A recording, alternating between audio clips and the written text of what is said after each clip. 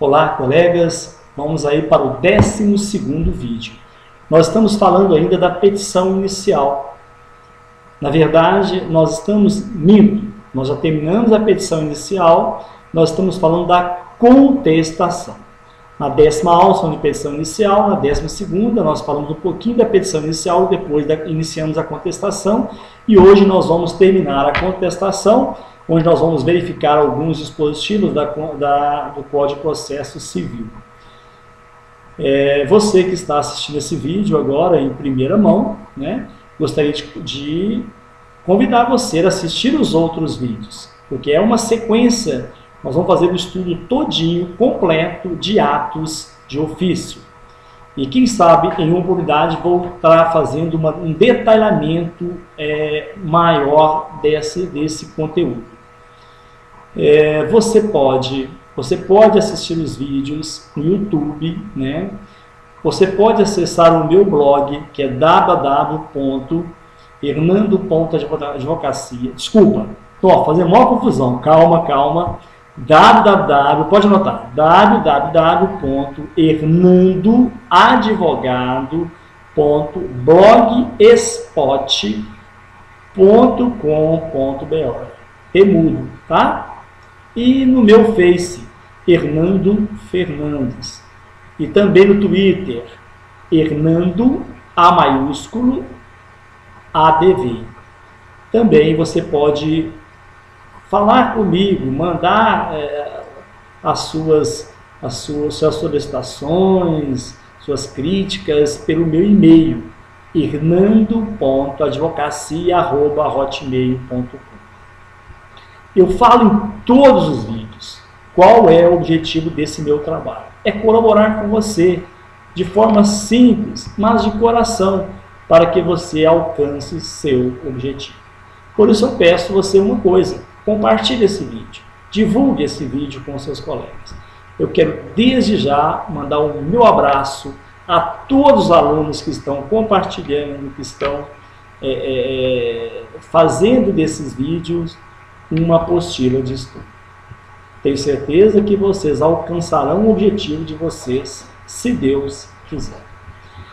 No último encontro, nós falamos sobre exceções, né? Exceções. Nós falamos que a exceção abrange toda e qualquer defesa que tenda a excluir da apreciação judicial o pedido do autor, seja no aspecto formal, seja no aspecto material. Falamos também que a exceção é um incidente processual destinado à arguição da incompetência relativa do juízo e de suspeição ou impedimento do juiz. Falamos também que não basta ao juiz ou ao tribunal ser investido genericamente do poder jurisdicional. Para atuar diante de um caso concreto, é indispensável a verificação da competência como limite de seu poder de jurisdição, bem como da ausência de impedimento ou obstáculos previstos no sistema processual, que possam afastar o julgador da causa. A exceção é, pois, matéria de defesa processual dilatória, que não se volta propriamente contra o litigante, mas sim contra o órgão jurisdicional ou seu titular, pondo em crise sua capacidade para exercer a jurisdição frente ao caso sub judice. Isso nós falamos no último encontro. Reconvenção. Reconvenção é a ação do réu contra o autor, proposta no mesmo feito em que está sendo demandado. Ambas as partes, em consequência, passam a atuar reciprocamente como autor e réus. Autor e réus. gostaria de lembrar vocês uma coisa. Quanto ao rito, é bom lembrar que não cabe reconvenção nas ações de procedimento sumário, não só pela estrutura simplificada, como também pelo fato de a lei conferir-lhe a natureza de ação dúplice. Autor e réu se confundem. Isto é, confundem não, autor e réu, ambos exercem essas ao mesmo tempo, tanto como réu quanto como autor. Então, é bom lembrar que não cabe a reconvenção nas ações de procedimento sumário, não só por sua estrutura simplificada, como também pelo fato de a lei conferir natureza de ação dúplice. Isto é, o réu na contestação pode formular pedido contra o autor, desde que fundado nos mesmos fatos referidos na inicial. Muito bem. Agora, caros colegas, para nós compreendermos, para vocês terem o acompanhamento fechado, sem deixar nada, nós vamos fazer uma leitura lá do artigo 297 do CPC. O réu poderá oferecer, no prazo de 15 dias, em petição escrita dirigida ao juiz da causa, contestação, exceção e reconvenção. Em caso de inércia do réu, não apresentação de contestação intempestiva, tal fato pode acarretar a aplicação do Instituto da Revelia. Artigo 298. Quando forem citados para a ação vários réus, o prazo para responder-lhes a comum, salvo disposto no artigo 191. Parágrafo único. Se o autor desistir da ação quanto a algum réu ainda não citado, o prazo para resposta correrá da intimação do despacho que deferir a desistência. Artigo 300. Compete ao réu alegar na contestação toda a matéria de defesa. Nós falamos isso.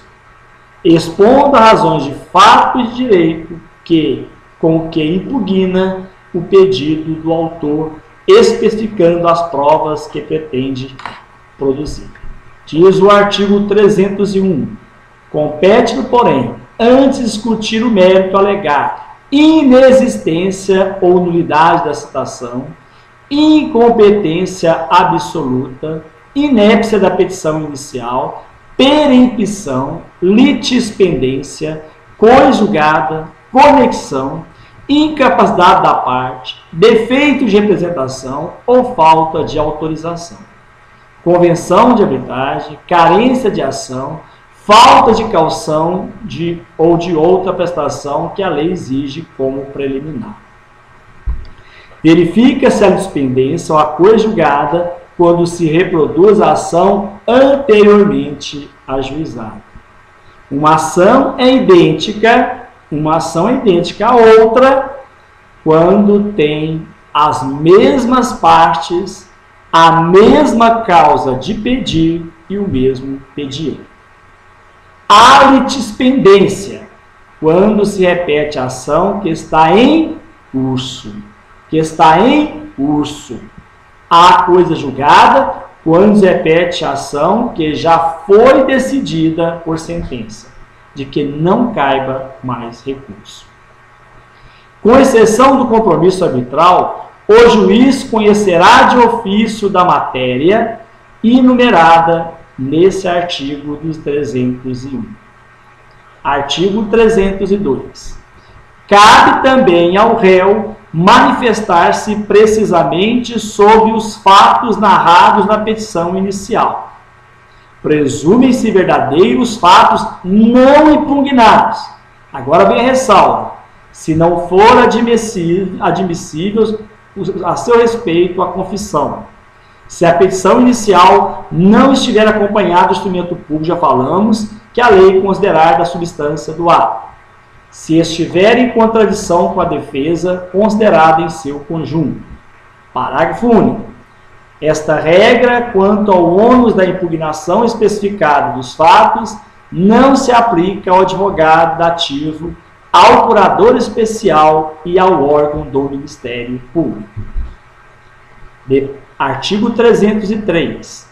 Depois da contestação, só é lícito reduzir novas alegações quando relativas a direito superveniente, competir ao juiz conhecer delas de ofício, por expressa razão legal, puderem ser formuladas em qualquer tempo e juízo. Relembrando a exceção. Exceções são formas de defesa indireta do réu, que devem ser apresentadas separadamente da peça contestatória.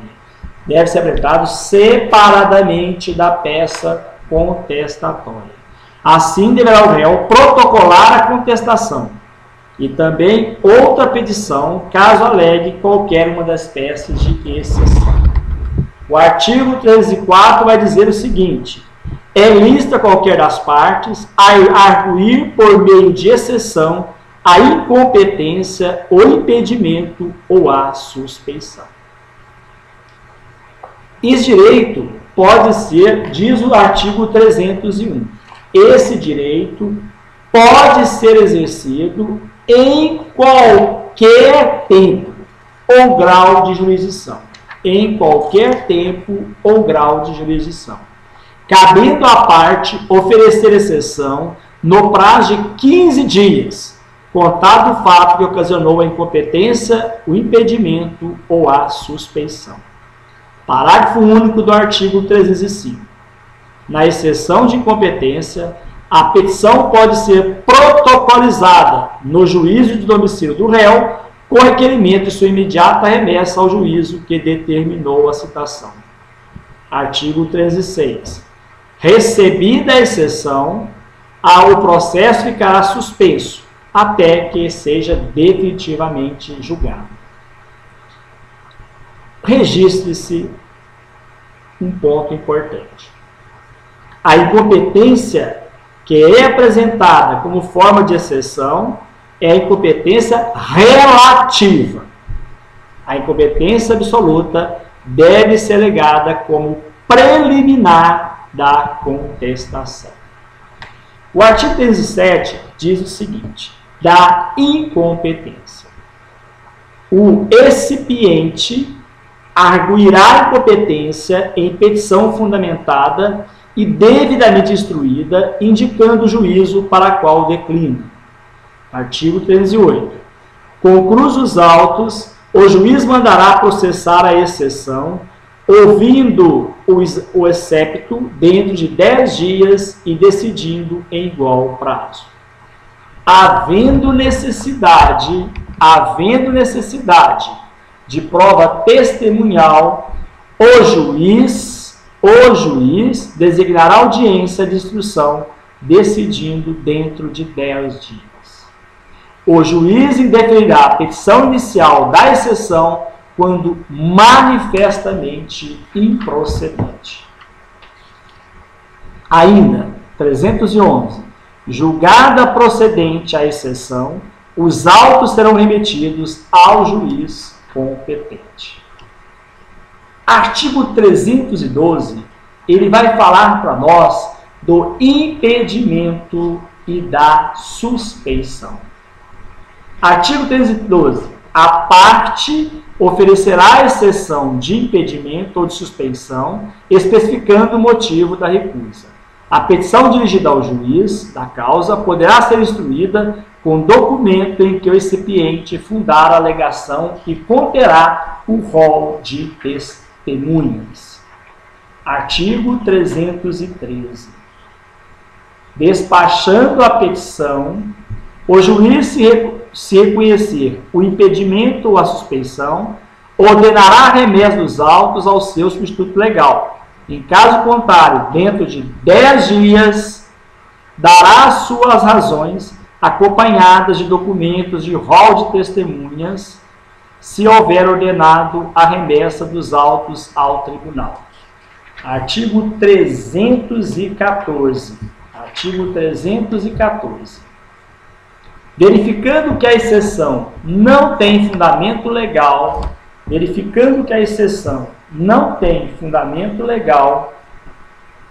o tribunal determinará o seu arquivamento. No caso contrário, ordenará o juiz nas causas, mandando remeter os autos ao seu substituto legal.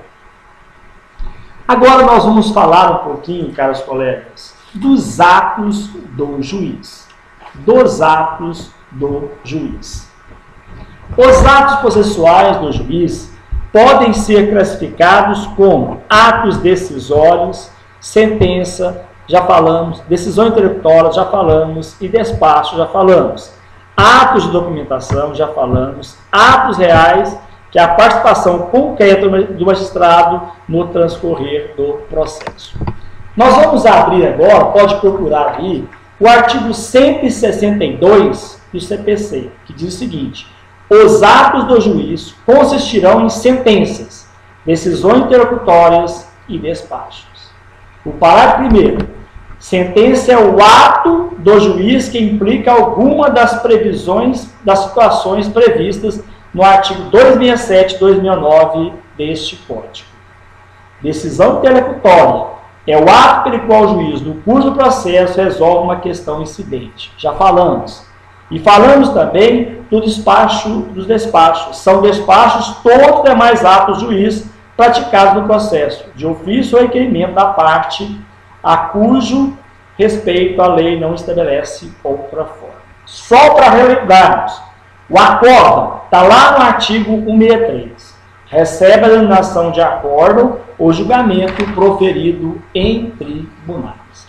Colegas, recordando, o ato do juiz que implica em resolução do processo, como se resolução do mérito, é a sentença. A sentença é o ato pelo qual o juiz põe fim à demanda. Chama-se terminativa, só relembrando, a sentença proferida sem resolução do mérito. Terminativa, a sentença proferida sem resolução do mérito. E definitiva, a sentença proferida com resolução do mérito. Ainda, interlocutória, desacutória, o ato pelo qual o juiz, no curso do processo, resolve a questão incidentes. Despacho mero expediente.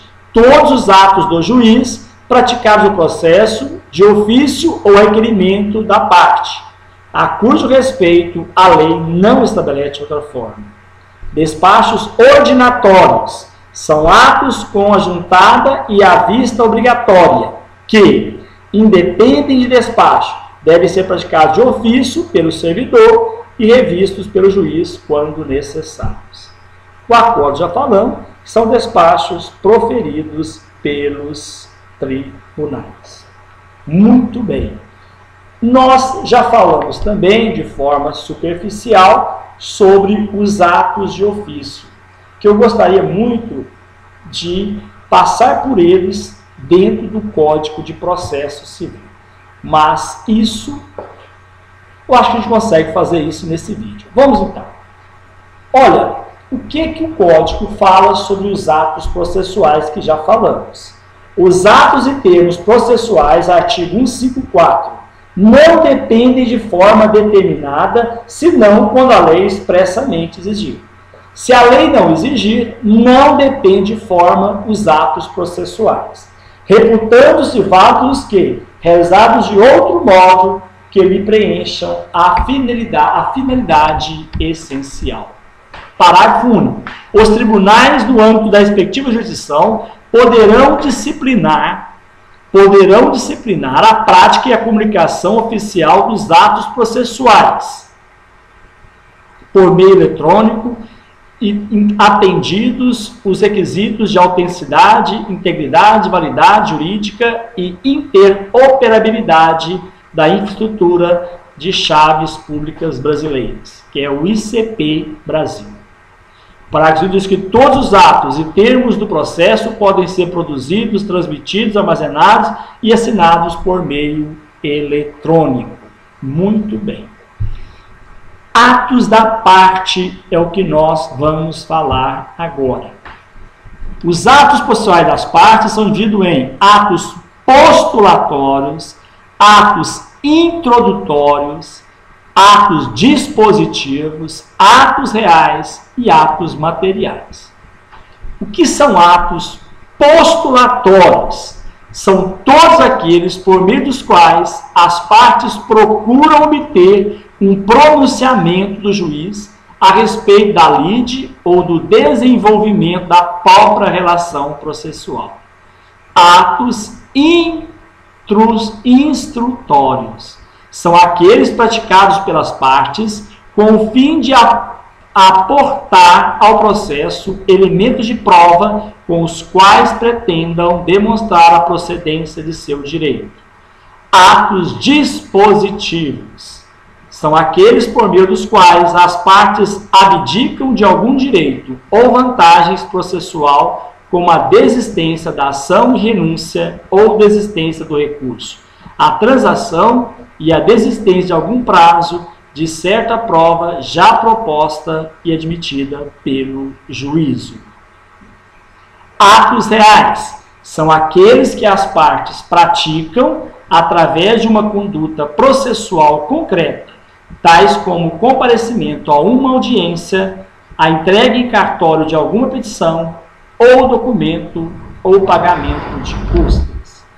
Agora eu gostaria de fazer uma pequena assertiva aqui, para nós irmos treinando para a prova. Vamos lá. Marque a assertiva correta. Vamos lá. Estou até marcando aqui. É facultado lançar nos autos cotas marginais ou interlineares. O juiz poderá riscá-las, impondo a quem as escrever multa correspondente à metade do salário mínimo vigente na sede do juízo. Esta é uma assertiva verdadeira ou falsa? Caros colegas, ela é falsa, porque não é facultado. É defeso lançar nos autos cotas marginais ou interlineares, escrever qualquer coisa. O juiz mandará riscá-las, impondo a quem as escrever multa correspondente à metade do salário mínimo vigente na sede do juízo. Mais uma assertiva. Vamos lá. Poderão as partes exigir recibo de petições, arrazoados, papéis e documentos que entregarem em cartório. Assertiva é verdadeira ou falsa? Assertiva é verdadeira. Realmente, poderão as partes exigir recibo de petições, arrazoados, papéis e documentos que entregarem em cartório. Mais uma assertiva para fecharmos esse vídeo.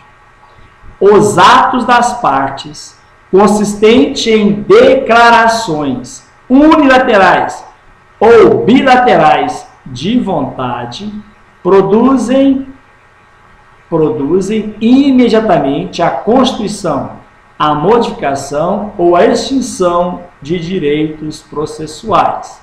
Assertiva verdadeira ou falsa? Essa assertiva, caros colegas, ela é verdadeira.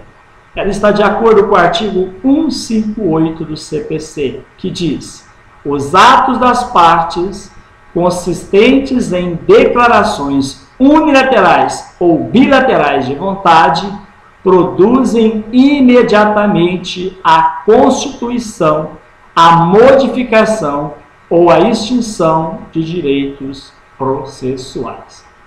Meus amigos, colegas, que Deus abençoe a cada um de vocês. Eu confio, eu creio na vitória de vocês. Até o próximo encontro.